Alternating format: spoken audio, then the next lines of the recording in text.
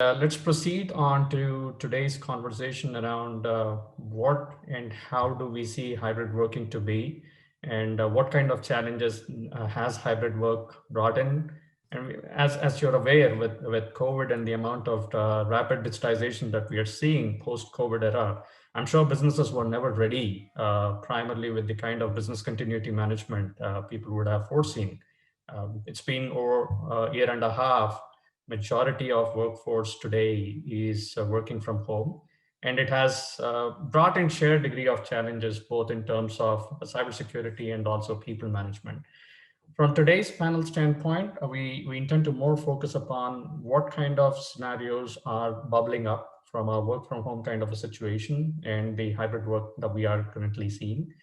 um, how can how can we take certain measurements in controlling the risks that are rising out of hybrid work culture? Because we see that this is something that will stay for a while, or maybe even beyond, with the kind of um, you know activities that we have observed over the last a year and a half or so. With that, let's go ahead and start upon the interactions today. Probably I would start with Amit. Amit, thank you so much again for joining, and I would love to call upon a number which is super exciting to hear in the kind of digitization that we are seeing.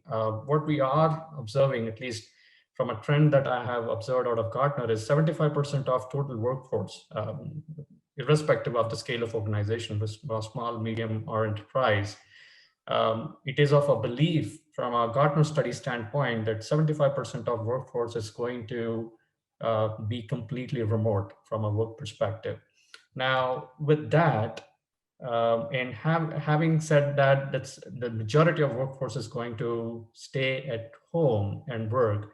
We see that there are a lot of challenges that are coming out from a cybersecurity standpoint, and it could be from access standpoint to visibility standpoint and so on and so forth. However, what do you see are the top three major challenges that organizations are facing, irrespective of the size and scale, today from a work from home culture or a hybrid work culture standpoint? So thanks, Praveen, and I just hope all our audience are doing fine at home and are healthy during this period of COVID. Coming to the technical stuff, apart from the psychological damage which this COVID is causing people while staying back home, from a CISO and a DPO standpoint, I see identity being a big issue. With VPNs to connect to different places, it brings more challenges for us to identify if it's the right user or not the right user. So identity becomes a critical issue. Second is the controls which are implemented on those machines, and maintaining those controls becomes a challenge in case there is a little bug in some place. And third is mitigating the vulnerability. So it is becoming increasingly difficult to take cognizance of those vulnerabilities. Say, for example, the print spooler thing that came up, uh, it was blocking remote printing. Now, when people are at home, nobody is using remote printing. So, shall I block it? Shall I plug it? What actions do we need to do? So, there is a study that has to go into some of these tricky areas. But overall, what we are seeing as challenges, but yes, most of them have been resolved in this year and a half. But the major challenges that we saw was identifying the rogue people from an identity management system who were logging into the system, patching of those systems, and implementing and maintaining the control. So I'm a firm believer that the compliance percentages do not mean anything. If I have 90%, 95% compliance, these numbers are ridiculous. They won't mean anything.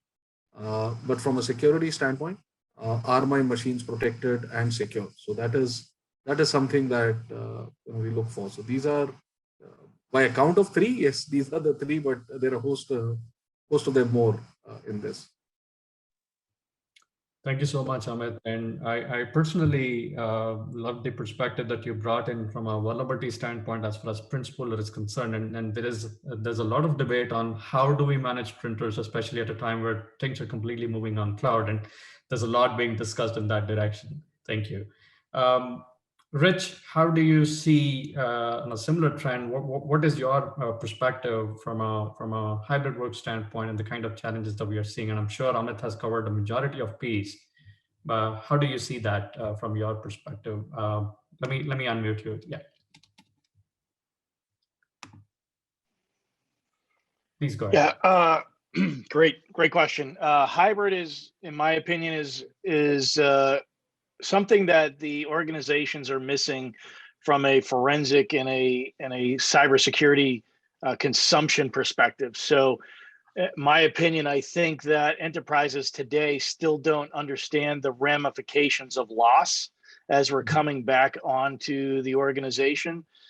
We've had, folks working remotely, whether they're using their own machines, whether they're using corporate machines, but essentially they've been on untrusted and basically unsecured networks for the last year. And so I think it's something companies are going to start to realize as people either come back into the network through VPN or they come back onto site. I think the machines are going to speak back to the network and tell us exactly what's been happening for the year. So that's my biggest fear at the moment, is that there are compromises that we just don't know until those machines start coming back on board. Super. No, I completely appreciate that point, Rich, because bring your own devices was one of the slogans, say 5 or 6 years back, and somehow that was completely diluted. But today, I think the scenario is completely different. No one knows what device is being used. I mean, we're talking about a simple mobile phone and having Teams and WhatsApp running simultaneously. So we never know what's happening where. And as you rightly said, it's a super challenge to address. Thank you. Aman, how do you see this? What kind of perspective would you bring in on hybrid work culture? Okay. So, Praveen, Amit rightly mentioned that identity, or rather, I would not restrict this to only identity. I will say visibility is a huge problem in this scenario. And identity is one of the major component to it. So I'll give you just one example. One of my client, he faced this kind of a scenario. I mean, initially when I heard that, it was kind of an unbelievable situation to me. But later on, I realized that, yes, these things are happening now. So what happened is that this particular client, he allowed their users to work from home. And one of their employee, actually he was doing normal monitoring kind of stuff, and he was not deep into technical stuff, and he was doing basic things. So what he did is he thought of, let me outsource it to someone else and let me do something out of that to have some sort of a secondary income. So he engaged someone else. The person used to take his ID, he used to log into the client environment, and he used to work on his behalf. Now, just think of it, what the other person can do. He's not entitled to even get into the environment, and he's doing monitoring, he's browsing across the environment, and he's doing all sort of different things. So this is a kind of a thing which is happening. So visibility is very big pain area these days.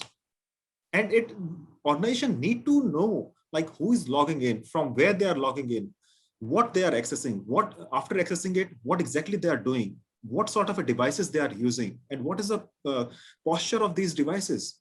Are they secure? Are they running any vulnerability? Are they running any compromised software on it? So it's a kind of a big issue.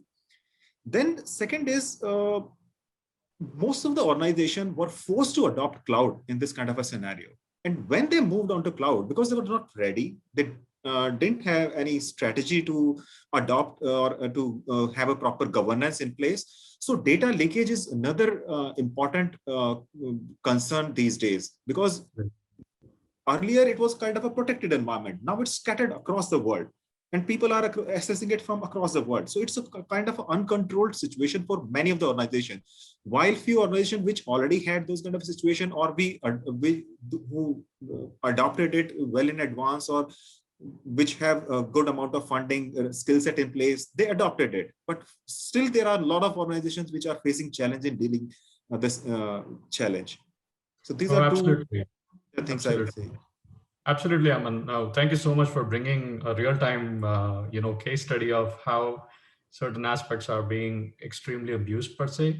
But as the perimeter has no boundaries today, there is pretty little that a security or an IT team can do. And of course, there are solutions that are coming out to track certain aspects. It's equivalent to a person walking in and showcasing that, yes, I do this or I do that without any clear cognizance of what's happening.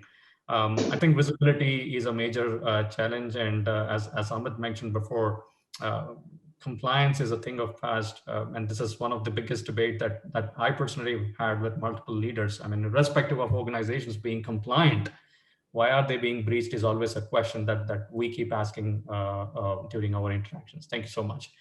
Kiran, some serious thoughts around the situation that hybrid work culture has brought in. But you being a technology leader, building products, and of course being on the other side of the table, what fundamental shift have you seen in terms of situations arising out of the hybrid work culture, and how do we control them at a brief level? Thank you. Yep, sure. So thank you for putting that question. I mean, the panel has already covered major points of what the challenges of the hybrid work environment are bringing.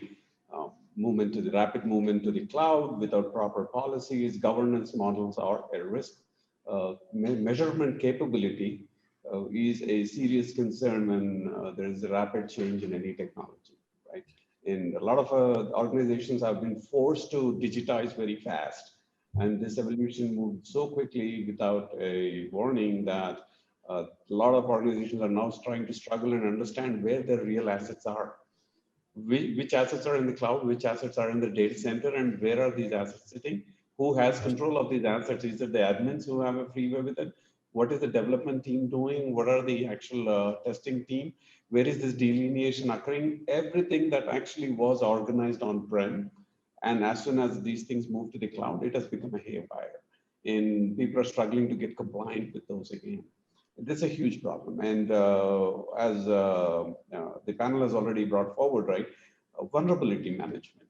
Previously, at least when the user base has been majorly on-prem and minorly off-prem, the challenge of vulnerability management was not that big. Devices do report back. And with the hybrid work environment, bring your own device where users are using their own devices.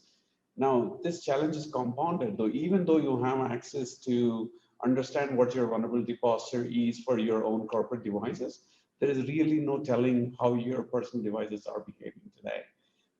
The problem is lesser in the Southeast Asian regions as compared to a more stringent compliance scenarios in US and EU.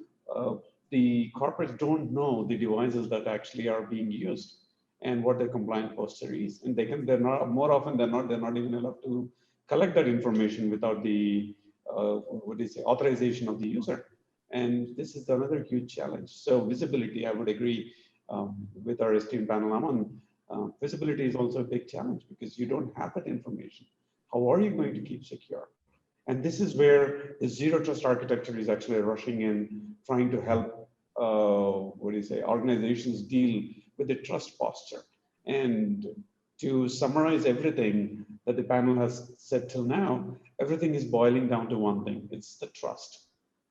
Can we trust these devices? Can we trust the users behind these devices? What is really happening, right? And a major challenge of hybrid work environment has been the social engineering attacks have become a lot more prevalent. They've increased in 700% is what the statistics says from the time hybrid workforce has come into picture. And so has the ransomware attacks grown close to 700% between last year, January to this year. Feb was when the last statistics was taken. So Combine that with the supply chain attacks we're seeing with Kaseya and Revel, the situation is mind-boggling for the security industry. It is not without its own solutions. We'll come to that part later, but these challenges are what are really facing the organizations today and the CISOs, and giving sleepless nights to the panel that we have in front of us today.